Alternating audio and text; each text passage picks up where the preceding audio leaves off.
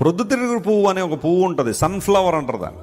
అది ఎప్పుడు కూడా ఎటువైపు తిరిగి ఉంటుంది? అది సూర్యుని వైపు తిరిగి ఉంటుంది. అందును బట్టే దానికి సన్ఫ్లవర్ అనే పేరు వచ్చింది.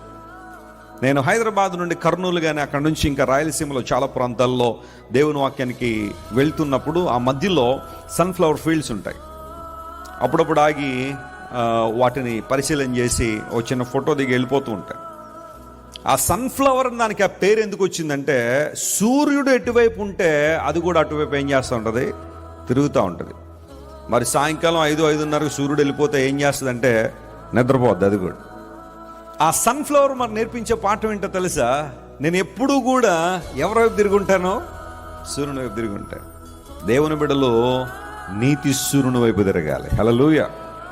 భౌతిక సంబంధం సూర్యుల వైపు కాదు. మనం ఉదయాన్నే లేచి మేడెక్కి సూర్య నమస్కారం చేయమని నేను చెప్పట్లే. We're focusing on sun of righteousness. నీతి సూర్యుడు.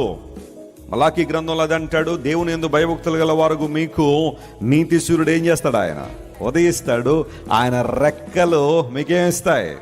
ఆరోగ్యాన్ని ఇస్తాయి. ఒక ప్రొద్దు తిరుగుడు పువ్వు సన్ఫ్లవర్ సూర్యుని చుట్టూ తిరిగినట్టుగానే క్రైస్తవుని జీవితం దేవుని చుట్టూ తిరుగుతుంది.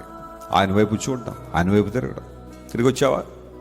ఒకవేళ ఇంతవరకు నీ మూర్ఖత్వాన్ని బట్టి, నీ దుష్టత్వాన్ని బట్టి, నీలో రేగుతున్న పాపపు ఆశలను బట్టి, భోగేచ్ఛలను బట్టి లోకంలో పడి చెడి తిరిగి పతనమైపోయావేమో. Come back to God. రా.